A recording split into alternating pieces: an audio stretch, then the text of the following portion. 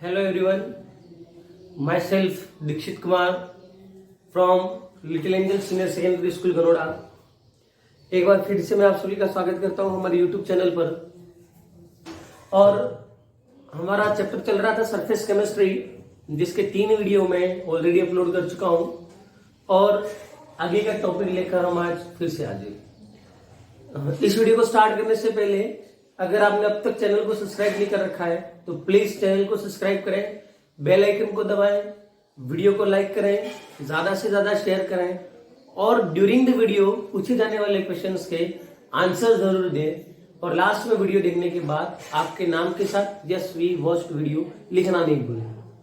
तो आइए स्टार्ट करते हैं हमारा आज का टॉपिक। कल लास्ट हमारा चल रहा था एंजाइम कैटालाइसिस। तो एंजाइम कैटालाइसिस में अपन ने कहा था it is the nitrogenous organic substance which is formed by the living plants and animals from living organisms. और ये क्या करता है, लाइफ प्रोसेस जो होती है हमारी बॉडी के अंदर उनको एग्जिबिट करने का काम करता है, उनको कंट्रोल करने का काम करता है। तो उसके अंदर बहुत सारे एग्जांपल्स हमने देखे थे, सारी डिटेल जो एंजाइम के बारे में थी वो पढ़ ली, कैरेक्टरिस्टिक्स ऑफ एंजाइम्स पढ़ लिया। अब अपन को बात करना है कि ये एंजाइम कैटालाइसिस जो है वो कैसे काम करता है, इसका मैकेनिज्म क्या है। तो देखो एक्चुअल में तो क्या होता है, यहाँ पर 3 चीजें हैं। तो एक तो क्या है आपका सबस्ट्रेट। एक तो क्या है सबस्ट्रेट। सबस्ट्रेट का मतलब होता है यहाँ पर आपका ये है आपका सबस्ट्रेट, साथ में आपने क्या ले लिया है एंजाइम और प्रोडक्ट्स। यहां पर रिएक्टेंट की जगह मैंने वर्ड काम में ले रखा है सबस्ट्रेट। तो एंजाइम्स क्या करते हैं, एंजाइम्स इन सबस्ट्रेट्स के साथ मिलकर सबस्ट्रेट को प्रोडक्ट में कन्वर्ट करने का काम करता है। ध्यान से समझना है, एक तरीके से एंजाइम कैटालिस्ट का ही काम कर रहा है, इसीलिए हम इसको एंजाइम कैटालिस्ट कहते हैं। तो ये कैसे काम करता है, तो आपको ये पता होना चाहिए कि एंजाइम के सरफेस के ऊपर नंबर ऑफ कैविटीज प्रेजेंट होती है। कैविटी का मतलब पता होना चाहिए, जैसे कि आप लोगों ने देखा होगा। सिंपली इसको समझने के लिए ज्यादा कुछ नहीं करना है, आपको लॉक वाला सिस्टम समझना है। लॉक की चाबी आपने देखी हो, की देखी होगी सबने। तो की सरफेस के ऊपर कैसी डिजाइन बनी हुई होती है, देखिए सबने। की का फेस देखो आप, अगर आपको अभी भी समझना है तो की अपने पास रखिए और की के फेस को अच्छे से समझिए। जैसे की के फेस के ऊपर कैविटीज होती है, सेम लाइक एंजाइम्स के सरफेस के ऊपर कैविटीज होती है। और ये कैविटीज क्या करती है, सबस्ट्रेट्स के ऊपर जाकर अटैक करके उसको अपने साथ जकड़ लेती है। ठीक है, बात को ध्यान से समझना। एंजाइम्स की जो कैविटीज है वो सबस्ट्रेट को जकड़ कर उससे जुड़ जाती है, अटैच हो जाती है। अब क्या हुआ, पहले आपके पास क्या था, सिर्फ सबस्ट्रेट था। अब क्या बन गया, कॉम्बिनेशन ऑफ एंजाइम सबस्ट्रेट। क्या बना, कॉम्बिनेशन ऑफ एंजाइम सबस्ट्रेट। उसके बाद क्या करेगा, ये एंजाइम इस सबस्ट्रेट्स के साथ जुड़कर धीरे धीरे धीरे धीरे धीरे धीरे धीरे धीरे इस सबस्ट्रेट को प्रोडक्ट में कन्वर्ट कर देगा। मतलब ये कि वो किस में कन्वर्ट हो जाएगा, ईपी में। मतलब देखो ध्यान से, ये सबसे पहले आपका क्या था, एंजाइम किसके पास गया, सबस्ट्रेट के पास। ये क्या बना देगा, ईएस एंजाइम सबस्ट्रेट। फिर ये एंजाइम धीरे धीरे सबस्ट्रेट को बदल देगा प्रोडक्ट में, तो ये बन गया ईपी। ठीक है, मतलब एंजाइम और प्रोडक्ट का मिक्सचर है। अब क्या होगा, धीरे धीरे ये एंजाइम प्रोडक्ट को अलग कर देगा और आपके पास बन जाएगा E+P। तो ये 3 स्टेप्स होती है जिससे एंजाइम जो है वो सबस्ट्रेट को प्रोडक्ट में कन्वर्ट करता है। ये इसका मैकेनिज्म है। तो एंजाइम अपनी कैविटीज की मदद से सबस्ट्रेट को जोड़ देगा पहले, तो ये बनेगा ES एंजाइम सबस्ट्रेट। फिर ये धीरे धीरे सबस्ट्रेट को प्रोडक्ट में चेंज करके EP बना देगा। और हमको तो पता है ये कैटालिस्ट की तरह काम कर रहा है, मतलब लास्ट में अलग हो जाना चाहिए, वो खुद चेंज होना नहीं चाहिए था। तो इसने क्या किया, लास्ट में एंजाइम E+P नहीं आएगा, EP जो था वो यहाँ टूटकर E+P में कन्वर्ट हो जाएगा। एंजाइम अलग हो गया और अब आपके पास यहाँ सबस्ट्रेट था और फाइनली जाते जाते आपके पास क्या आ गया, प्रोडक्ट। अब मैं आपको इसको डायग्राम से समझाऊंगा एक बार कि डायग्राम से कैसे वर्क करता है। टेक्स्ट बुक के अंदर इसका डायग्राम दे रखा है, नोट्स के अंदर मैंने बनवा रखा है, नोट्स के अंदर मैंने लैंग्वेज भी लिखवा रखी है, पर एक बार डायग्राम से हम समझेंगे।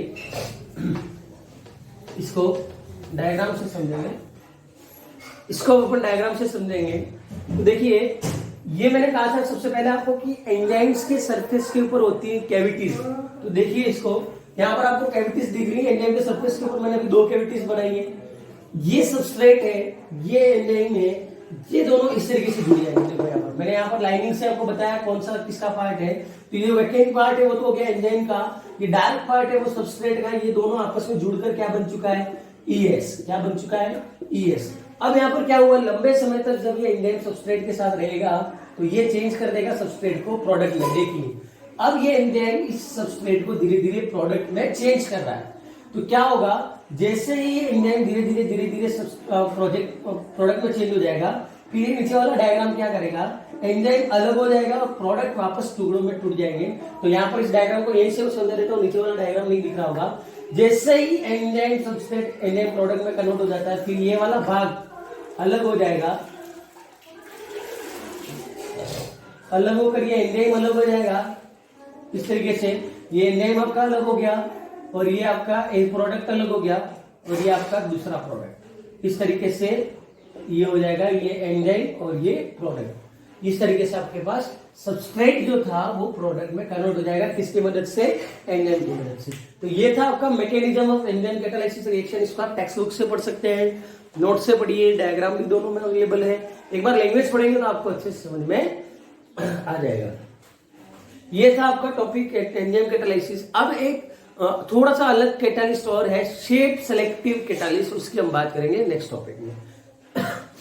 Shape selective catalyst next topic है हमारा, shape selective catalysis by zeolites. अब आपको इसको नाम से ही समझना होगा, कैटालाइसिस का नाम क्या है, शेप सेलेक्टिव। मतलब ये कि ऐसी कैटालाइसिस रिएक्शंस जो डिपेंड करे शेप के ऊपर, ऐसी कैटालाइसिस रिएक्शन जो डिपेंड करेगी शेप के ऊपर, उन्हीं को तो हम कहेंगे शेप सेलेक्टिव कैटालाइसिस। यहां पर आता है zeolites are considered as a shape selective catalysis. Why, क्यों? तो अब सीधी सीधी बात है, the catalysis reaction is depends on the size, shape and pore structures of zeolite, that's why it is known as the shape selective catalysis. मतलब अगर आपको पूछा जाए तो हम क्या बता सकते हैं, पहली चीज तो the reaction, the catalytic reaction, मतलब कैटालिस्ट की प्रेजेंस में होने वाली reaction, the catalytic reaction which depends on the size, shape and pore structure of catalysts are known as shape selective catalysis। ठीक है, मतलब हम ये कह रहे हैं कि कोई रिएक्शन जो कैटालिस्ट की प्रेजेंस में हो रही है, पर वो रिएक्शन किस पर डिपेंड कर रही है। तो वो देखो, अब तक हमने पढ़ा उसमें कहीं पर भी हमने साइज शेप की बात नहीं करी थी, लेकिन कई सारी कैटालाइसिस रिएक्शन ऐसी होती है जो कैटालिस्ट आप ले रहे हो उसकी साइज, उसकी शेप और उसके पोर स्ट्रक्चर पर डिपेंड करता है। किसके ऊपर डिपेंड करता है, पोर स्ट्रक्चर के ऊपर।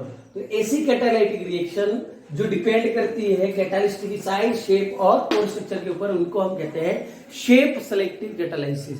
और आपको बता दूं मैं, यहां से 2018 में क्वेश्चन आया हुआ है, अल्कोहल को गैसोलीन में कन्वर्ट करने के लिए कौन सा कैटालिस्ट जो है वो रेस्पॉन्सिबल है, ZSM5। मैं आगे बात करूंगा इसकी। ये क्वेश्चन इसी टॉपिक का है और बोर्ड एग्जाम में 1 मार्क में पूछा हुआ है, इसलिए आपको ये थोड़ा सा अंडरस्टैंडिंग में होना चाहिए, तो याद रखें। अब अगर इसका मैं सुटेबल आपको एग्जाम्पल बताऊं तो जियोलाइट इसका सुटेबल एग्जाम्पल है। Zeolite is suitable example of shape selective catalysis, इसलिए मैंने यहाँ पर लिखा है बाय जियोलाइट्स। तो जियोलाइट इसका सुटेबल एग्जाम्पल है। और जियोलाइट को क्यों हम शेप सेलेक्टिव कैटालिस्ट कहते हैं, तो आपको पता होना चाहिए कि इसका स्ट्रक्चर होता है हनीकॉम्ब की तरह। देखा होगा सबने हनीकॉम्ब, मक्खी का छत्ता, मधुमक्खी का छत्ता देखा सबने, उसके अंदर कैसे छोटे छोटे छोटे छोटे छोटे छोटे पोर्स होते हैं। बस तो हमने यही तो कहा, पोर स्ट्रक्चर ऑफ कैटालिस्ट। तो इसमें हनीकॉम्ब की तरह छोटे छोटे पोर्स होते हैं, इसलिए जियोलाइट को कहा जाता है शेप सेलेक्टिव कैटालाइसिस। अब मैं आपको यहाँ पर जियोलाइट का फॉर्मूला लिखकर बताऊंगा। जियोलाइट के फॉर्मूले की हम बात करेंगे। ये रहा जियोलाइट का फॉर्मूला, Na2Si2O8.XH2। इसको हम कहते हैं माइक्रोपोरस एल्यूमिनो सिलिकेट्स।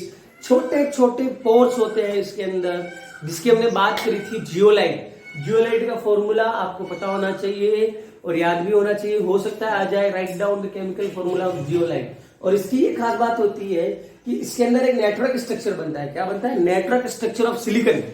और इसमें बीच बीच में सिलिकॉन का स्ट्रक्चर कैसा होता है? SiO(Si). तो यहाँ पर कुछ कुछ सिलिकॉन्स को एल्यूमिनियम रिप्लेस कर देता है। इस बात को ध्यान से समझना।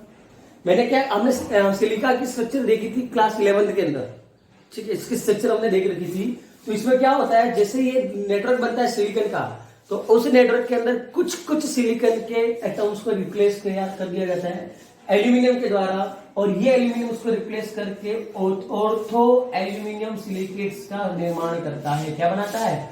Ortho aluminium silicates. ये बात होगी जियोलाइट की। और जियोलाइट के अंदर एक सबसे इंपॉर्टेंट जियोलाइट कैटालिस्ट जो मैं बात कर रहा हूं, ZSM5। ये याद रखना है नाम आपको, सबसे इंपॉर्टेंट जियोलाइट ZSM5। इसका डिहाइड्रेशन करके सीधा इसको गैसोलीन में कन्वर्ट, अल्कोहल से गैसोलीन में कन्वर्ट कर दिया जाता है। इसकी मदद से सीधा अल्कोहल को डिहाइड्रेशन करवा के अल्कोहल को किसमें कन्वर्ट कर दिया जाता है? गैसोलीन पेट्रोल में। गैसोलीन डायरेक्ट पेट्रोल में कन्वर्ट कर दिया जाता है। ये क्वेश्चन आया हुआ है। Name the catalyst which is used to conversion of alcohol into gasoline. Alcohol को सीधा गैसोलीन में डिहाइड्रेशन द्वारा ZSM5 की मदद से ये तैयार किया जाता है। तो ये नाम आपको याद रखना है, ये भी नोट्स में अवेलेबल है, आप वहां से पढ़ सकते हैं। कौन सा एग्जांपल? तो ZSM5 2018 के पेपर में आया हुआ है। अगर पेपर आपके पास है तो आप इसको देख लें। ZSM5 is an example in which alcohol is directly converted into gasoline। तो ये था आपका शेप सेलेक्टिव कैटालिस्ट। तो यहां पर हमने एक नया टॉपिक स्टार्ट किया था, कैटालाइसिस, वो भी पूरा हुआ। इस चैप्टर के 2 भाग हम कर चुके हैं। पहला भाग हमारा था एब्जॉर्प्शन, दूसरा भाग था कैटालाइसिस। अब हम अगला स्टार्ट करने जा रहे हैं, वो है कोलोइड्स। अगला टॉपिक है हमारा कोलोइड्स। तो हम अब बात करेंगे कोलोइड्स की। नेक्स्ट टॉपिक है हमारा कोलोइड्स। अब हम बात करेंगे कोलोइड्स की। ये लंबा चलेगा। अब तक जो हमने दोनों टॉपिक लिए वो ज्यादा लंबे नहीं चले, छोटे छोटे टॉपिक थे, ज्यादा डिटेल नहीं थी। बहुत सारी चीजें ऐसी थी जो हमने पहले पढ़ रखी थी। कोलोइड्स नई चीज है, नई चीज आप इसमें पढ़ेंगे। कुछ एक चीजें पुरानी जरूर रहेंगी, जैसे कि मिसाइल फॉर्मेशन के बारे में हम यहाँ पर बात करेंगे, मैक्रोमोलिक्यूल की हम बात करेंगे। ऐसी चीजें जो आप पहले पढ़ चुके हो वो भी आएंगी। कोलोइड्स की अगर हम बात करें, कोलोइड्स होते क्या है, तो उसको समझने से पहले सेकेंड चैप्टर हमने पढ़ा है क्या? सॉल्यूशन। याद करिए, किसको पता है सॉल्यूशन? ठीक है, आप कमेंट सेक्शन में लिखेंगे what are the particles of solution. Solution के पार्टिकल्स कौन कौन से हैं? कमेंट सेक्शन में अपने नाम के साथ लिखेंगे what are the particles of solution. Solution किससे बनता है? तो सॉल्यूशन बनता है सोल्यूट एंड सॉल्वेंट। सब जानते हैं, ठीक है। तो सॉल्यूशन बनाने के हमारे पास 2 तरीके हैं कि आपके पास होगा सोल्यूट और क्या होगा? सॉल्वेंट। इन दोनों से आप बनाते हो सॉल्यूशन। तो कोलाइड्स भी क्या है? तो कोलाइड्स है एक प्रकार के सॉल्यूशन है। कोलाइड क्या है? Colloids are the solution. और कोलाइड्स को समझने के लिए हमें 2 चीजें और समझनी है, तब हम कोलाइड के बारे में बात कर सकते हैं। तो हम यहाँ बात कर सकते हैं depending on the particle of size. Depending on the size of particles. कौन से particles? Solute particles. Depending on the size of solute particles there are 3 types of solutions. अगर मैं बात करूं पार्टिकल की साइज की, तो कुल 3 प्रकार के सॉल्यूशंस होते हैं। पहला तो है आपका ट्रू सॉल्यूशन। पहला कौन सा है? True solution. सबसे पहला कौन सा है? True solution. दूसरा आपका है सस्पेंशन सॉल्यूशन। दूसरा है सस्पेंशन सॉल्यूशन। और तीसरा है आपके पास कोलाइडल सॉल्यूशन। तीसरा है कोलाइडल सॉल्यूशन जो हमको पढ़ना है। देखो हमारे सिलेबस में है कोलाइडल सॉल्यूशन, बात ध्यान में रखना, सिलेबस में है हमारा सिर्फ और सिर्फ कोलाइडल सॉल्यूशन, लेकिन ट्रू सॉल्यूशन और सस्पेंशन सॉल्यूशन इसलिए पढ़ना है ताकि हमें ये तो पता पड़े कोलाइडल किसको कहेंगे, क्योंकि अगर आप सीधे कोलाइडल पढ़ने जाओगे और ये दोनों नहीं पता है तो बीच में कई सारे इनके भी तो एग्जाम्पल आएंगे, तब आप कैसे क्लैरिफाई करोगे कि ये कोलाइडल है और ये कोलाइडल नहीं है। तो सीधी सी बात है, कोलाइडल को समझने के लिए इन दोनों को पहले पढ़ना है। डिटेल में हम बात करेंगे सिर्फ और सिर्फ कोलाइडल की। तो अब हम पढ़ते हैं इन तीनों को एक साथ, किस प्रॉपर्टीज पर पढ़ना है और किस तरीके से पढ़ना है। तो आइए हम इसको कैरेक्टराइज करते हैं, कोलाइड, ट्रू और सस्पेंशन सॉल्यूशन। अब हम पढ़ेंगे classification of solution according to the size of particles. तीन सॉल्यूशंस की मैंने आपको बात करी है, एक है आपके पास ट्रू सॉल्यूशन, एक है आपके पास सस्पेंशन सॉल्यूशन और एक है आपके पास कोलाइडल सॉल्यूशन। इन तीनों सॉल्यूशंस की हम बात करेंगे। मैंने यहां पर लिखा है प्रॉपर्टी, प्रॉपर्टी इसलिए लिखी है कि हम किस प्रॉपर्टी के आधार पर इन सॉल्यूशंस को बांटना चाह रहे हैं, ठीक है। तो सबसे पहले मैं लिखूंगा साइज ऑफ पार्टिकल्स, मतलब यहां पर अब साइज क्या होगी पार्टिकल्स की। सबसे पहले मैं लिख रहा हूं साइज ऑफ पार्टिकल्स, ठीक है। पार्टिकल्स की साइज क्या होगी तो आपको पता होना चाहिए, ट्रू सॉल्यूशन में इनकी साइज होगी 0.1 नैनोमीटर से लेकर 1 नैनोमीटर तक, ठीक है। ये याद रहे, ट्रू सॉल्यूशन की साइज कितनी होगी, तो ट्रू सॉल्यूशन की साइज आपको मिलेगी 0.1 नैनोमीटर से लेकर 1 नैनोमीटर। मतलब ट्रू सॉल्यूशन के अंदर पार्टिकल की साइज बहुत छोटी होती है। अब देखो 1 मीटर में कितना होता है, 10⁻⁻⁹ नैनोमीटर, और यहां पर तो मैं कह रहा हूं 1 नैनोमीटर, मतलब बहुत बहुत बहुत छोटी साइज होगी पार्टिकल्स की ट्रू सॉल्यूशन के अंदर, 0.1 से लेकर 1 नैनोमीटर तक, ठीक है। सस्पेंशन सॉल्यूशन, सस्पेंशन सॉल्यूशन में क्या होगा, तो यहां पार्टिकल की साइज होगी आपकी मोर देन 10⁻³ नैनोमीटर। यहां पार्टिकल की साइज होगी मोर देन 10⁻³ नैनोमीटर। यहां पर सस्पेंशन की रेंज क्या होगी, 10⁻³ नैनोमीटर। और आपको पता होना चाहिए कोलाइडल सॉल्यूशन की range between 1 nanometer to 10⁻³ nanometer. सबसे इंटरेस्टिंग चीज देखिए, ट्रू सॉल्यूशन की रेंज मैंने आपको कितनी बताई, 0.1 नैनोमीटर से लेकर 1 नैनोमीटर। सस्पेंशन की साइज मैंने बताई 10⁻³ नैनोमीटर, और कोलाइडल की इन दोनों की बीच में रेंज है। अब एक बार मैं आपको एग्जांपल बता देता हूं ताकि आपके दिमाग में रहे कि हम कौन सी सॉल्यूशन की बात कर रहे हैं। एग्जांपल के लिए आपके पास 3 ग्लास है, एग्जाम्पल के लिए आपके पास 3 कांच के ग्लास हैं, ठीक है। आपने क्या किया है, इन तीनों में ले रखा है वाटर, तो वाटर तो क्या हो गया आपका सॉल्वेंट, यस और नो, वाटर तो आपका क्या हो गया सॉल्वेंट। तीनों में आपने ले लिया है वाटर। अब मैं सॉल्यूट तीनों में अलग अलग डाल रहा हूं। इसमें तो मैंने डाल दिया सॉल्ट, इसमें तो मैंने क्या डाल दिया सॉल्ट। इसमें मैं डाल रहा हूं सैंड, सैंड का मतलब जानते हो ना रेत, इसमें मैं डाल रहा हूं सैंड। और इसमें मैं डाल रहा हूं स्टार्च, आप ले सकते हो, गम ले सकते हो और गिलेटिन ले सकते हो, कुछ भी डाल दीजिए तीनों में से। ये 3 चीजें मैंने आपके सामने करी है। आपने क्या किया, एक पानी का ग्लास लिया और उसके अंदर नमक डाल दिया और उसको हिलाइए। क्या हुआ, कुछ समय बाद सॉल्ट कंप्लीटली डिसअपियर हो चुका है, सॉल्ट के पार्टिकल्स पूरी तरीके से डिसॉल्व हो चुके हैं। मुझे बताइए क्या आपको ट्रू सॉल्यूशन के अंदर सॉल्ट के पार्टिकल्स दिख रहे हैं? नहीं दिखेंगे ना। क्यों नहीं दिखेंगे, क्योंकि ये तो कंप्लीटली डिसॉल्व हो चुका है। और इस तरीके से जो सॉल्यूशन आपका बनेगा वो बनेगा क्या, ट्रू सॉल्यूशन। क्या बनेगा, ट्रू सॉल्यूशन। तो ये आपके पास क्या बन गया, ट्रू सॉल्यूशन, ठीक है। सस्पेंशन सॉल्यूशन में आपने क्या किया, सैंड पार्टिकल्स डाले। क्या डाले, सैंड पार्टिकल्स। तो इस तरीके से आपके पास बन जाएगा क्या, सस्पेंशन सॉल्यूशन। सैंड पार्टिकल्स देखो ना, सैंड पार्टिकल्स का मतलब क्या है कि पार्टिकल्स पूरी तरीके से मिलेंगे नहीं, नीचे की तरफ आकर सेटल्ड हो जाएंगे। देखा ना, रेत डालने के बाद नीचे की तरफ आकर पार्टिकल्स सेटल डाउन हो जाते हैं। तो ये क्या होगा आपका सस्पेंशन सॉल्यूशन। और स्टार्च डालिए, आपने लैब के अंदर अगर कभी किया हो तो वाटर लेना है, वाटर के अंदर स्टार्च डालना है और उस तरीके से जब मिलाओगे तो इनकी पार्टिकल की साइज ना तो इतनी बड़ी होगी कि नीचे की तरफ सेटल्ड हो जाए, ना इतनी छोटी होगी कि बिल्कुल नहीं दिखे। इनकी पार्टिकल्स की रेंज इन दोनों के बीच में होगी, तो ये आपका बनेगा कोलाइडल सॉल्यूशन।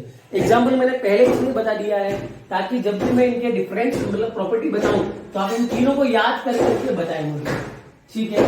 अब ये पहली प्रॉपर्टी तो मैंने बता दी साइज ऑफ पार्टिकल्स के आधार पर, तो इसकी size of particles in between 0.1 to 1 nanometer, इसकी 10⁻³ से ज्यादा और इसकी 1 नैनोमीटर टू 10⁻³। अगला मैं बात करता हूं विजिबिलिटी ऑफ पार्टिकल्स।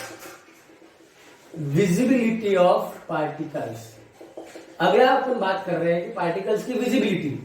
क्या आप ट्रू सॉल्यूशंस के पार्टिकल्स को विजिबल कर सकते हैं? क्या आप उनको देख सकते हैं? याद करिए, ट्रू सॉल्यूशन का एग्जांपल मैंने आपको बताया था। ट्रू सॉल्यूशंस के ध्यान में रखते हुए बताइए सॉल्ट वाटर को, क्या सॉल्ट के पार्टिकल्स आपको दिख रहे हैं? नहीं, तो यहां पर हम लिखेंगे can't see bye naked eyes. Can't see bye naked eyes मतलब आप डायरेक्टली नहीं देख सकते, आप इसको ट्रू सॉल्यूशंस के पार्टिकल्स को नेकेड आई से नहीं देख सकते। सेकेंड आपका सस्पेंशन सॉल्यूशन। सस्पेंशन सॉल्यूशन, क्या आप सस्पेंशन ब्रेक पार्टिकल्स को दिखते हैं क्लियर? तो विजिबल बाय नेकेड आईज, इसमें क्या हो जाएगा? विजिबल बाय नेकेड आईज, ठीक है ना। ट्रू सॉल्यूशंस को हम नेकेड आई से नहीं देख सकते, सस्पेंशन सॉल्यूशन को हम नेकेड आई से देख सकते हैं, लेकिन क्या कोलाइडल सॉल्यूशन के पार्टिकल्स को आप नेकेड आई से देख सकते हो? तो ऐसा भी नहीं है कि हम बिल्कुल नहीं देख सकते नेकेड आई, मतलब देख ही नहीं सकते, और ऐसा भी नहीं है कि हम आसानी से देख सकते हैं, ठीक है। विजिबल बाय यूजिंग अल्ट्रास्कोप, अलग अलग अल्ट्रास्कोप के यूज से आप विजिबल बाय अल्ट्रास्कोप, अलग अलग अल्ट्रास्कोप की मदद अगर आप लेते हो तो कोलाइडल पार्टिकल्स के आप देख सकते हैं। तो ये विजिबिलिटी की बात हो गई, नेकेड आई से नहीं देख सकते हैं, विजिबल बाय नेकेड आई, और उसको देखने के लिए आपको अल्ट्रास्कोप की जरूरत पड़ेगी। तो ये तो सेकेंड प्रॉपर्टी की बात होगी विजिबिलिटी की।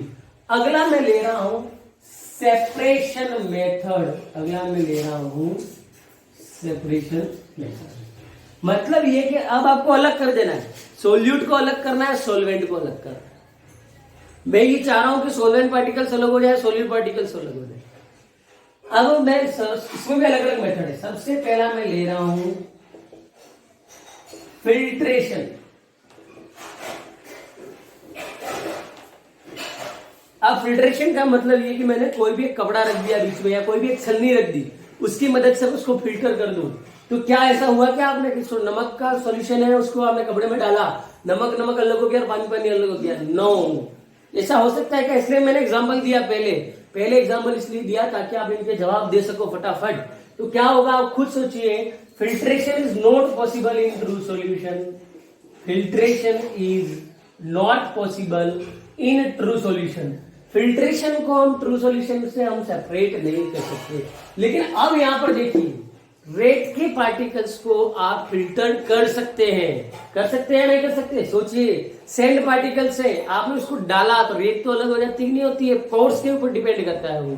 तो यहां क्या हो जाएगा, by using filtration suspension solutions को आप क्या कर सकते हो, फिल्टर कर सकते हो। और कोलाइडल सॉल्यूशन भी यहां पर क्या आ जाएगा, नॉट पॉसिबल। कोलाइडल सॉल्यूशन का भी आप फिल्ट्रेशन नहीं कर सकते। लेकिन दूसरा आता है एनिमल मेम्ब्रेन। दूसरा आता है एनिमल मेम्ब्रेन। और एनिमल मेम्ब्रेन की हमने बात करी थी, याद करिए कहां पर करी थी, कोलिगेटिव प्रॉपर्टी के अंदर हमने इनकी बात करी थी। कौन सी कोलिगेटिव प्रॉपर्टी में बात करी थी, लिखिए कमेंट सेक्शन में फटाफट। हमने कौन सी कोलिगेटिव प्रॉपर्टी में इनकी बात करी थी, जल्दी से कमेंट सेक्शन में लिखिए। कौन सी कोलिगेटिव प्रॉपर्टी में हमने एनिमल मेम्ब्रेन की बात करी थी? कमेंट सेक्शन में उस कोलिगेटिव प्रॉपर्टी का नाम लिखो जिसमें हमने एनिमल मेम्ब्रेन की कोलिगेटिव प्रॉपर्टी की बात करी थी। तो इसमें की बात करी थी हमने fourth colligative property osmotic pressure में। इसमें बात करी थी हमने ऑस्मोटिक प्रेशर, और मैंने कहा था animal membrane is a semi permeable membrane. ये कुछ कुछ को अपने अंदर से अलाउ करता है। तो क्या होगा, आप एनिमल मेम्ब्रेन से भी ट्रू सॉल्यूशन का तो क्या नहीं कर सकते हो, सेपरेशन नहीं कर सकते। ट्रू सॉल्यूशन का सेपरेशन आप एनिमल मेम्ब्रेन की मदद से नहीं कर सकते हो, सस्पेंशन का तो हो ही जाएगा क्योंकि वो तो पहले फिल्ट्रेशन से हो रहा था। अब क्या होगा, एनिमल मेम्ब्रेन का यूज लेने से जो कोलाइडल सॉल्यूशन पहले पॉसिबल नहीं था वो अब क्या हो जाएगा, पॉसिबल हो जाएगा। तो ये आपकी थर्ड प्रॉपर्टी जिसकी हमको बात करनी थी, सेपरेशन मेथड, कि अगर आपको सॉल्यूशंस को सेपरेट करना है, सॉल्यूट और सॉल्वेंट पार्टिकल्स को, तो फिल्ट्रेशन से आप सस्पेंशन को अलग कर सकते हो। एनिमल मेम्ब्रेन को अलग करने के लिए कोलाइडल को अलग करने के लिए आपको एनिमल मेम्ब्रेन का यूज लेना पड़ेगा। लेकिन आपके दिमाग में आ रहा होगा सर ट्रू सॉल्यूशन, अरे बहुत सारे मेथड्स है इसके लिए। इवापोरेशन नाम सुना होगा ना आपने, इवापोरेशन, वाटर तो क्या हो जाता है, इवापोरेट हो जाएगा, उसको कंडेंस करके आप वापस ले सकते हो अगर लेना चाहो तो, और रेस्ट पार्टिकल जो आपके पास बचेंगे वो सॉल्ट के बच जाएंगे। तो इस तरीके से आप इसको भी अलग कर सकते हो। तो ये तो बात होगी तीन प्रॉपर्टीज की, अब तक हम बात कर चुके हैं। अगली प्रॉपर्टी है डिफ्यूजन। अगली प्रॉपर्टी है डिफ्यूजन, ठीक है। अगली प्रॉपर्टी है आपकी डिफ्यूजन, ठीक है। अगर मैं बात करूं डिफ्यूज होने की, तो ट्रू सॉल्यूशन में डिफ्यूजन फास्ट होता है। ट्रू सॉल्यूशन में क्या होगा, डिफ्यूजन फास्ट होगा, फास्ट डिफ्यूज। ट्रू सॉल्यूशन क्या होगा, फास्ट डिफ्यूज होगा, फटाफट डिफ्यूज कर जाएगा ये। लेकिन अगर अपन बात करें सस्पेंशन की और कोलाइडल सॉल्यूशंस की, तो क्या होगा, यहां पर तो ये होगा स्लोली डिफ्यूज होगा, और यहां पर नॉट पॉसिबल, यहां क्या होगा, नॉट पॉसिबल। अगर डिफ्यूजन की मैं बात करूं तो ट्रू सॉल्यूशन फटाफट डिफ्यूज होगा, फास्ट डिफ्यूज, ये स्लो होगा, और ये बिल्कुल डिफ्यूज ही नहीं होगा। और नेक्स्ट है आपका सेटलिंग, सेटलिंग, ठीक है। सेटलिंग तो क्या होगा, ट्रू सॉल्यूशन सेटल्ड होगा क्या, तो डज नॉट सेटल्ड, यहां पर क्या होगा, डज नॉट सेटल। आपने देखा क्या, ट्रू सॉल्यूशन बना दिया, उसको लंबे समय तक रहने दिया, सॉल्ट के पार्टिकल्स धीरे धीरे बैठने लग गए, ऐसा हुआ क्या, नहीं होगा। सस्पेंशन में क्या होगा, सस्पेंशन सॉल्यूशन में क्या होगा, तो ये क्या हो जाएगा, इजीली सेटल डाउन, ये आसानी से सेटल हो जाएगा, ठीक है। और अगर कोलाइडल की बात करें तो ये तो होंगे पार्शियली सेटल्ड, कैसा होंगे, पार्शियली। ऐसा भी नहीं होगा कि सारे के सारे पार्टिकल्स बैठ जाएं, और ऐसा भी नहीं होगा कि कुछ भी नहीं बैठे, कुछ पार्टिकल्स तो बैठ जाएंगे और कुछ नहीं बैठेंगे, और उसको वापस चेक करेंगे तो वो कोलाइडल सॉल्यूशन बन जाएगा। तो ये बात होगी सेटलिंग की। ट्रू सॉल्यूशन में सेटलिंग नहीं होती है, सस्पेंशन सॉल्यूशन में सेटलिंग होगी, और कोलाइडल सॉल्यूशन में पार्शियल सेटलिंग होती है। अगर हम बात करें, अगली प्रॉपर्टी अपन ले लेते हैं नेचर मतलब ये होमोजीनियस होगा या हेटेरोजीनियस। ट्रू सॉल्यूशन कैसा बनता है, आपको ऐसा हुआ क्या कि ऊपर से एक गुड पी तो नमक का टेस्ट आया, नीचे से एक गुड पी तो पानी का टेस्ट आया, नहीं, कहीं से भी पीजिए आपको सॉल्ट और वाटर दोनों का टेस्ट आ रहा है, मतलब ये ट्रू सॉल्यूशन कैसा होगा, नेचर में होमोजीनियस, कैसा होगा, होमोजीनियस। और ये तो दोनों देख के ही पता पड़ रहे हैं, दोनों कैसे हैं, हेट्रोजीनियस, कैसे हैं, हेट्रोजीनियस, दोनों कैसे हैं, हेट्रोजीनियस। तो ये था इसका अगला टॉपिक, और इसके अंदर आप चाहे तो पार्टिकल्स की बात कर सकते हो, जिसकी ट्रू सॉल्यूशन बनाने के लिए हम ले सकते हैं आयंस या मॉलिक्यूल ले सकते हैं, पर उसके बारे में ज्यादा डिटेल नहीं पढ़नी है क्योंकि हमको तो पढ़ना है कोलाइडल सॉल्यूशन। तो अब आपको पता पड़ सकती है कि कौन सा ट्रू सॉल्यूशन है, कौन सा सस्पेंशन सॉल्यूशन है, और कौन सा कोलाइडल सॉल्यूशन है। एग्जाम्पल ऑलरेडी मैं बता चुका हूं पहले। तो ये तीनों की बात होगी। साइज की अगर हम बात करें तो इसकी 0.1 से 1, इसकी 10⁻³ और इसका 1 to 10⁻³। Visibility can't see by naked eyes, visible by naked eyes और visible by अल्ट्रास्कोप। सेपरेशन मेथड, अगर फिल्ट्रेशन की बात करें तो इनको हम नहीं कर सकते, इनको आसानी से फिल्टर कर सकते हैं, और फिल्ट्रेशन से इसको नहीं कर सकते। एनिमल मेम्ब्रेन से ये तो नॉट पॉसिबल, ये तो पॉसिबल था ही, और अब कोलाइडल सॉल्यूशन भी फिल्टर हो जाएगा। डिफ्यूजन की बात करें तो ये फास्ट डिफ्यूज होगा, सस्पेंशन स्लोली होगा, और ये फास्ट होगा, ये स्लोली होगा, ये नॉट पॉसिबल। सेटलिंग ये डज नॉट सेटल्ड और ये सेटल डाउन। और ये याद रखना, कोलाइडल को हम सेटल्ड करना चाह रहे हैं, अगर कोलाइडल पार्टिकल्स है उसको आप सेटल्ड करना चाह रहे हो, सेंट्रीफ्यूगेशन टेक्निक काम में ली जाती है। कौन सी काम में ली जाती है, सेंट्रीफ्यूगेशन। यहां पर मैं लिख देता हूं सेंट्रीफ्यूगेशन। जानते हो सेंट्रीफ्यूगेशन, सब आप लोगों ने देखा होगा, छाछ बनाई जाती है जब, तो क्या किया जाता है, बटर निकाला जाता है, सॉरी घरों में सबके मलाई निकाल दी जाती है, फिर उसको सेंट्रीफ्यूज तो करते हैं हम, सेंट्रीफ्यूज करते हैं, हाथ से किया जाता था पहले, याद कीजिए पुराने जमाने में हाथ से करते थे सेंट्रीफ्यूज। और अब आप लोगों ने क्या होगा, घरों में इस तरीके से किया जाता है, या छाछ की मशीन चलती है उसमें भी तो क्या होता है, सेंट्रीफ्यूज ही तो करते हैं हम। सेंट्रीफ्यूज करने से क्या होते हैं, जो भी बटर पार्टिकल्स होते हैं वो फ्लोट होकर ऊपर की ओर आ जाते हैं। याद करिए बटर पार्टिकल्स आते हैं ना ऊपर की ओर, तो बस यही होता है यहाँ पर भी कि इसकी सेटलिंग करानी हो तो आप सेंट्रीफिकेशन करिए, तो सेंट्रीफ्यूज करोगे तो सेटलिंग हो जाएगी। तो और लास्ट नेचर, ये होमोजीनियस, ये हेट्रोजीनियस और ये हेट्रोजीनियस। तो ये था classification of solutions according to size of particles. हमें बात करनी है कोलाइडल सॉल्यूशंस की। तो अब हम डिटेल में पढ़ेंगे कोलाइडल सॉल्यूशंस को। अब हम डिटेल में पढ़ेंगे कोलाइडल सॉल्यूशन। अब हम डिटेल में पढ़ेंगे कोलाइडल सॉल्यूशन। हमारा तो मेन टॉपिक जो था वो है कोलाइडल सॉल्यूशन, ठीक है। अब कोलाइडल सॉल्यूशन की बहुत सारी बातें मैं आपको बता चुका हूँ, साइज पार्टिकल्स की रेंज क्या है और वो कैसे सेपरेट आउट होते हैं, उनके एग्जांपल्स क्या है। अब डेफिनेशन की बात की जाए तो क्या बताया था मैंने, नेचर क्या बताया था इसका, हेट्रोजीनियस। तो it is the heterogeneous system, it is the heterogeneous system in which one particle is dispersed as very fine particles,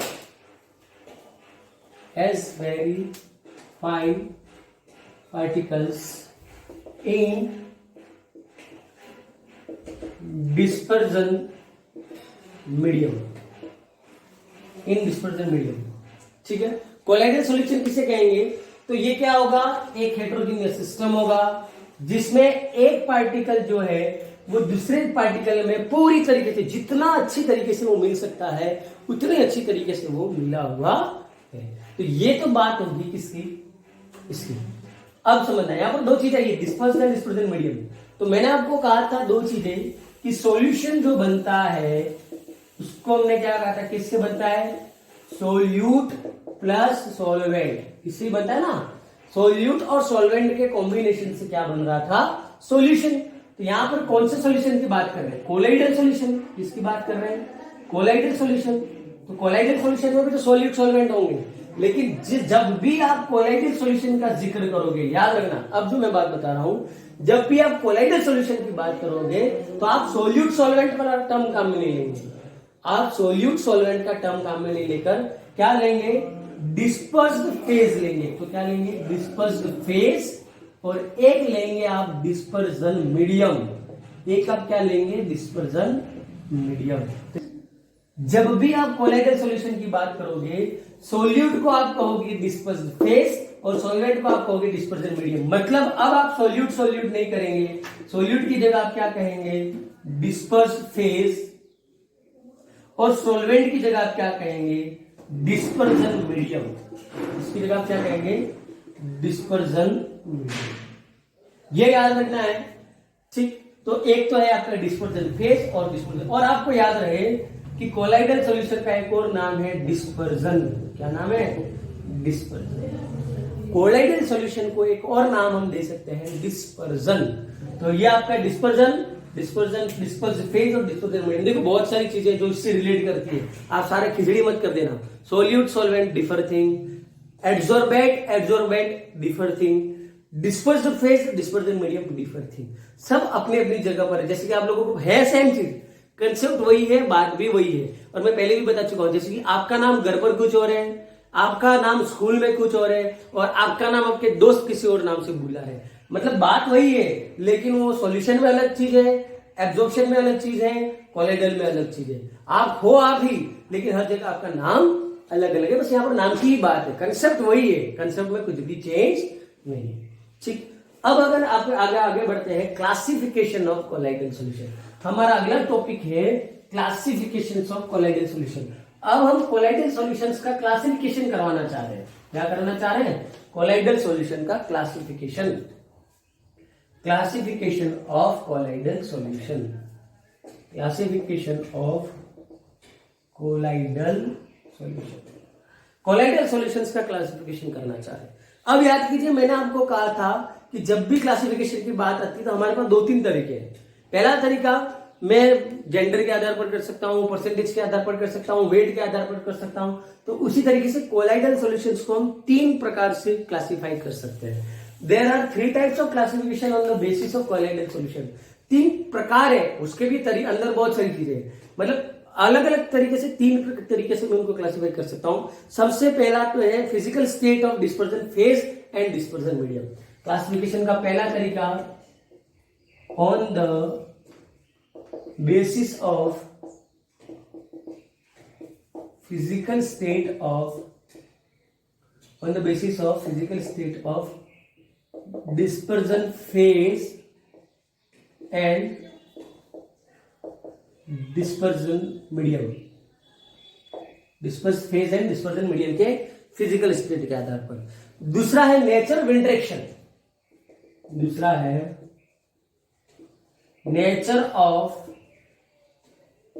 interaction between dispersed phase and dispersion medium। और तीसरा है types of particles। और तीसरा है types of particles of dispersed phase and dispersion medium. ये 3 तरीके से हम कोलाइडल सॉल्यूशंस का क्लासिफिकेशन कर सकते हैं। पहला तो था आप किस आधार पर, फिजिकल स्टेट, और किसकी देखनी है, dispersed phase and dispersion medium. इन दोनों की फिजिकल स्टेट के आधार पर आप कोलाइडल सॉल्यूशंस का क्लासिफिकेशन कर सकते हैं। दूसरा है नेचर ऑफ इंटरेक्शन, मतलब इनके बीच में फोर्स ऑफ अट्रैक्शन के आधार पर nature of interaction between dispersed phase and dispersion medium. और तीसरा है types of particles of dispersed phase and dispersion medium. इनके पार्टिकल्स के टाइप्स के आधार पर कि पार्टिकल किस तरीके का है उस आधार पर। तो सबसे पहला हम पढ़ेंगे on the basis of physical state of dispersion phase and dispersed medium. ठीक है, पहला है हमारे pass on the basis of, पहला है, फर्स्ट पढ़ेंगे हम on the basis of physical state of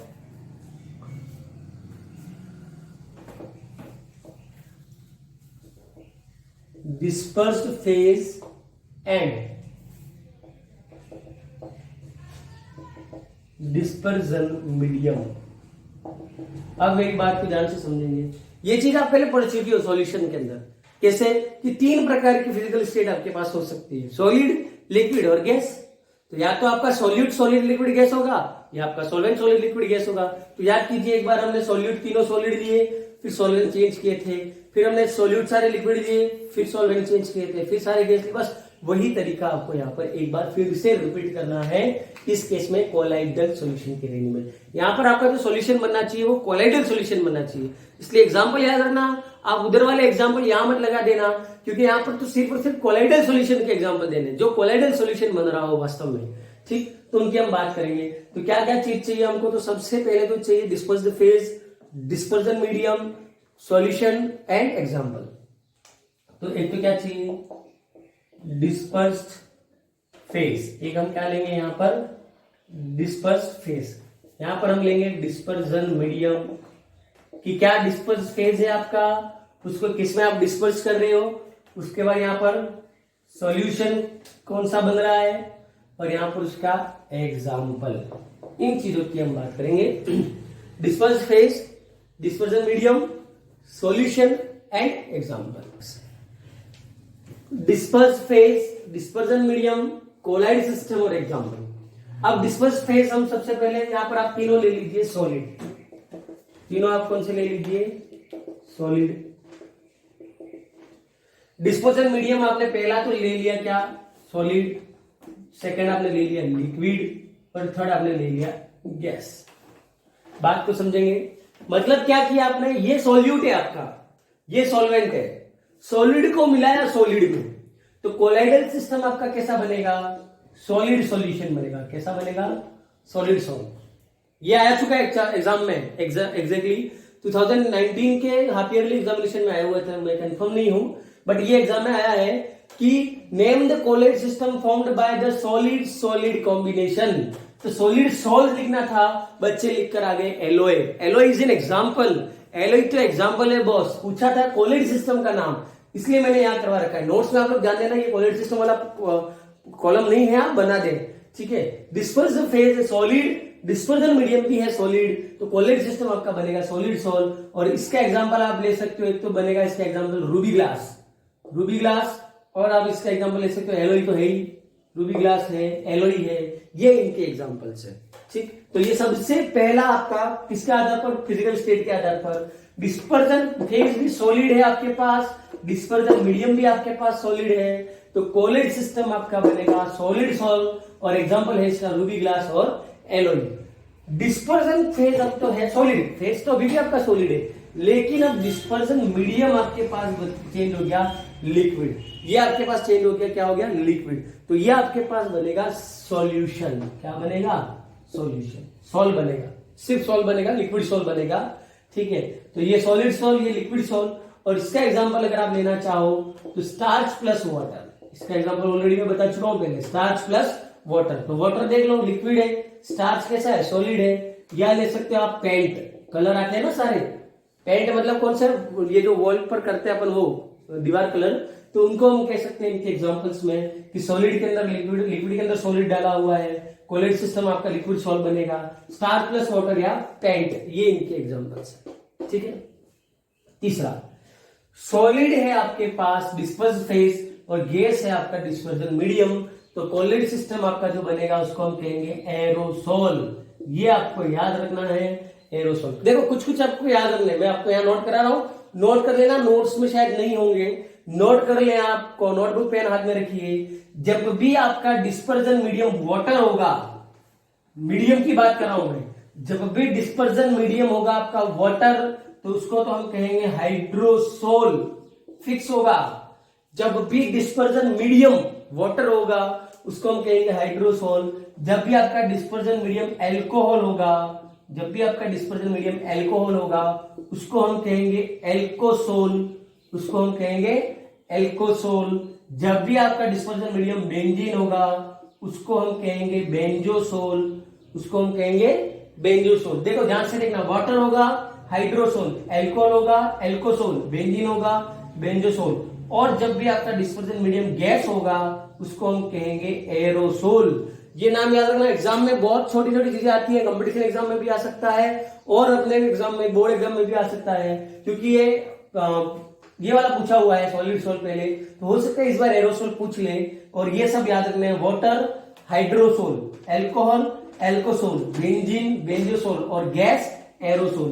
तो जब भी आपका सॉलिड गैस में जाएगा तो क्या बनेगा, एरोसोल। और इसके एग्जांपल बहुत सारे हैं, स्मोक है, स्टॉर्म है, ये इनके एग्जांपल्स हैं। तो सबसे पहली तीन चीज हमने पढ़ी, कौन कौन सी, टोटल इससे 8 प्रकार के कोलेट सिस्टम बनेंगे। कितने बनेंगे, 8 प्रकार के।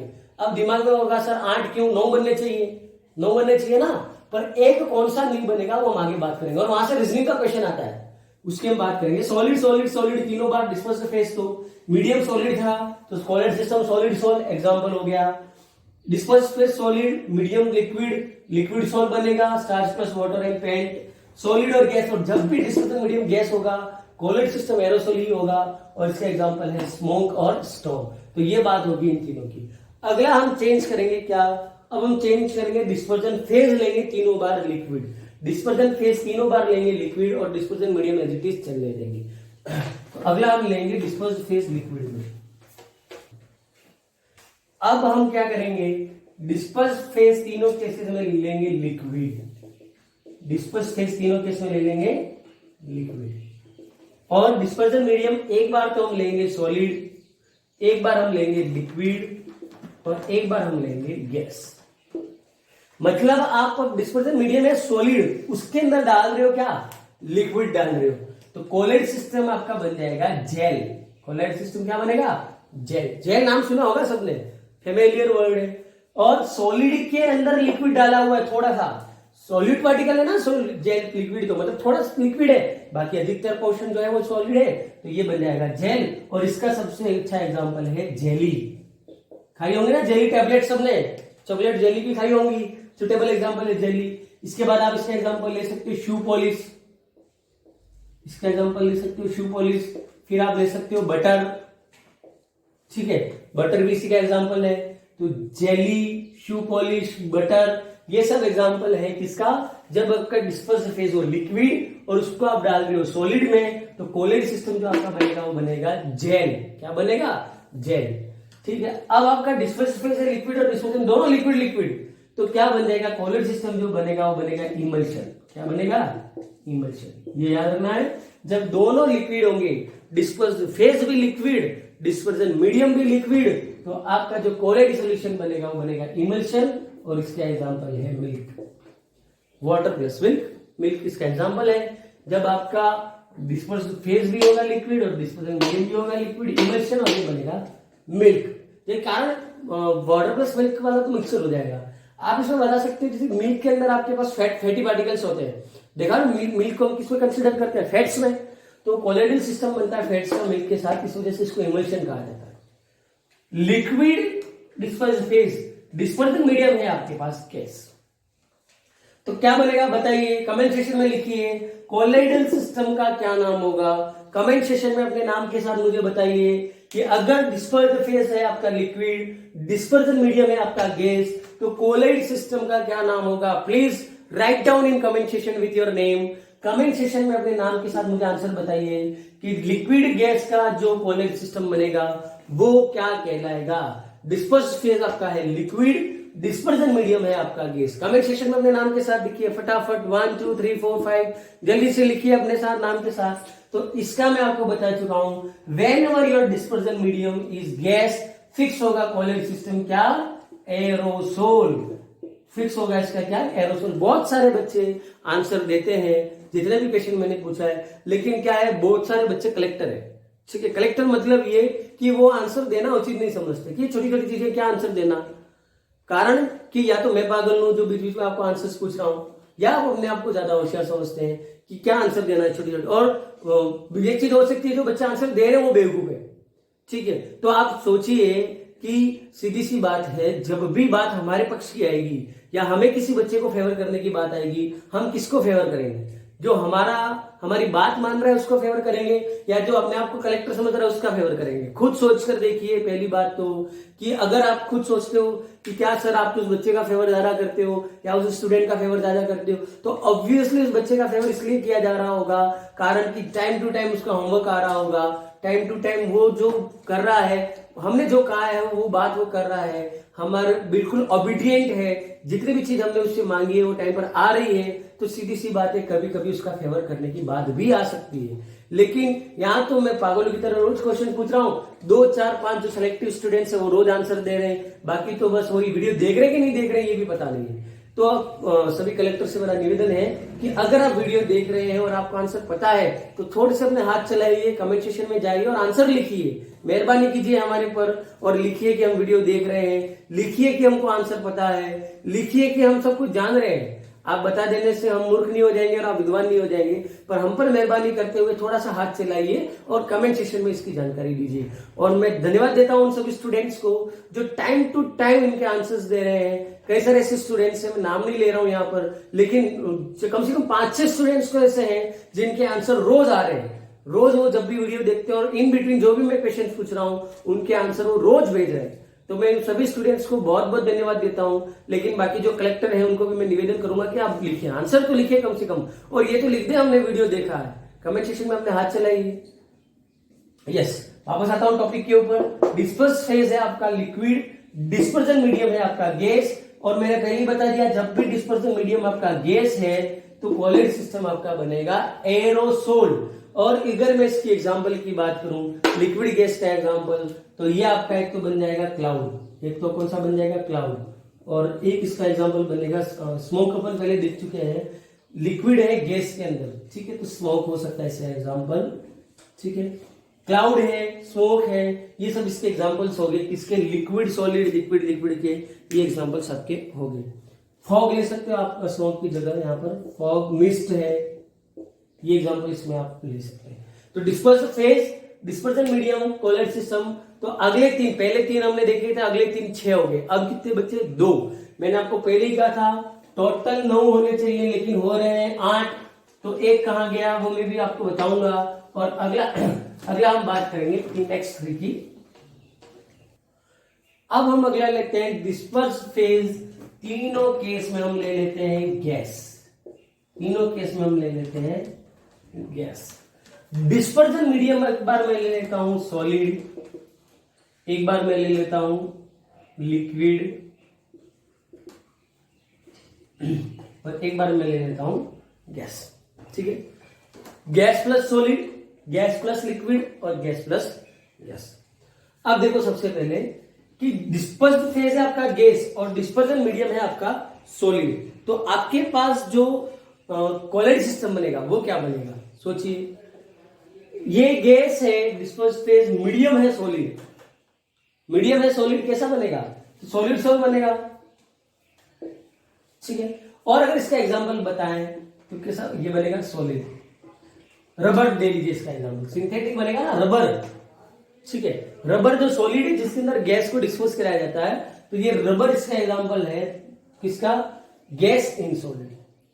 अगला है gas in liquid, gas in liquid, तो ये बनेगा लिक्विड सॉल्व। अब याद रखना यहां पर गैस है करके एरोसोल मत कर देना। मैंने क्या कहा, डिस्पर्जन मीडियम जब भी गैस होगा तब ये बनेगा एरोसोल, लेकिन अब ये एरोसोल नहीं होगा। अब इसका एग्जांपल है, आप ले सकते हो फोम, शेविंग फोम देखा होगा, सोप बबल्स, ये सब इनके एग्जांपल है जिसके अंदर लिक्विड के अंदर गैस होती है। तो फोम हो गया, लिक्विड बबल्स हो गया, ये इनके एग्जांपल्स हैं। अगला हम बात करेंगे, ठीक है, तो इसका फॉर्म ले सकते हो कोलॉइड सिस्टम। तो 6 और 2 8 पूरे हो गए यहां तक। तीसरा, gas plus gas never form colloid system, ये आपका कट गया तीसरा। और यहां से रीजनिंग आता है, 2 gases can not form a colloid system. Why? 2 gases को कंबाइन करने पर कभी भी कोलॉइड सिस्टम नहीं बनता है, क्यों, समझाइए। रीजनिंग का क्वेश्चन है, तो ध्यान देना क्या होगा, जब 2 गैसेस को आप मिलाओगे तो दे डिफ्यूज इन ईच अदर, ये दोनों तो क्या हो जाती हैं, एक दूसरे के अंदर डिफ्यूज हो जाती है। और याद करिए कोलॉइडल सिस्टम में डिफ्यूजन था क्या, नहीं था। तो क्या होगा, 2 गैसेस आपने ली हैं, दोनों गैसें एक दूसरे के अंदर डिफ्यूज हो जाती हैं, एंड डिफ्यूज होकर वो जो सॉल्यूशन बनाती है वो कौन सा बनाती है, ट्रू सॉल्यूशन। कौन सा बनाती है, ट्रू सॉल्यूशन। डिफ्यूजन से तो ट्रू सॉल्यूशन बनता है जिसमें पार्टिकल की साइज बहुत छोटी होती है, इस वजह से ये ट्रू सॉल्यूशन बनता है, ना कि कोलॉइडल सॉल्यूशन। मतलब ये 2 gases can't form a colloid system, they will form a true solution। क्या बनाते हैं वो, ट्रू सॉल्यूशन। कारण कि 2 गैसेस आपस में पूरी तरीके से डिफ्यूज हो जाती हैं, डिफ्यूज होने के बाद वो ट्रू सॉल्यूशन बना लेती है, इसलिए वो कोलॉइड सिस्टम का फॉर्मेशन नहीं करती, कारण कि पार्टिकल की जो साइज है वो बहुत छोटी होती है। तो ये पहला classification on the basis of physical state and disposal phase. Total 8 प्रकार के कोलॉइड सिस्टम हमने पढ़े, एक नहीं था, वो क्यों नहीं था वो भी बता दिया, वहां से रीजनिंग का क्वेश्चन भी बनता है। तो आज का लेक्चर हमारा यहीं पर पूरा होता है। तो आज जो चीजें पढ़ी उसको आप अच्छे से रिवाइज कर लेंगे। आज हमने पढ़ा था स्टार्ट में, एक तो शेप सेलेक्टिव कैटालिस्ट हमने पढ़ा, जियोलाइट के बारे में हमने बात करी थी, उसके बाद हमने बात करी थी मैकेनिज्म ऑफ एंजाइम कैटालिस्ट की बात करी, उसके बाद कोलॉइड्स की बात करी, क्लासिफिकेशन ऑफ कोलॉइड्स की बात करी, ट्रू सस्पेंशन एंड कोलॉइड को किसे क्लासिफाई करते हैं उसकी बात करी। ठीक है, तो आप इसका यूज लें लेक्चर का, लेक्चर के साथ साथ टेक्स्ट बुक पढ़नी है और नोट्स पढ़ने हैं, तो ही ये चैप्टर आपको अच्छे से समझ में आएगा। 2-3 लेक्चर और आएंगे इस चैप्टर के, बाकी इसके बाद ये चैप्टर पूरा हो जाएगा। इस चैप्टर के बाद हमारे टोटल 4 चैप्टर हो जाएंगे। ठीक है, लेकिन आप साथ साथ में पिछले चैप्टर्स का रिवीजन करते जाएं, इनकी ये सारी चीजें पढ़ते जाएं। वीडियो देख लो तो please please please comment section में लिखिए कि हमने वीडियो देख लिया है, ताकि हमें पता लगे कौन कौन बच्चे वीडियो देख रहे हैं। अगली चीज, वीडियो देखने के बाद हमें आइडेंटिफाई मतलब बताएं, और वीडियो को शेयर करें, सब्सक्राइब करें चैनल को, बेल आइकन को दबाएं, वीडियो को लाइक करना नहीं भूलें, और क्वेश्चंस जो पूछे गए हैं उनके आंसर जरूर दें। साथ साथ में ये होमवर्क आप करते रहें, टेक्स्ट बुक पढ़ते रहें और नोट्स पढ़ते रहें। जल्दी मिलेंगे नए वीडियो के साथ, तब तक के लिए धन्यवाद। जय हिंद, जय भारत।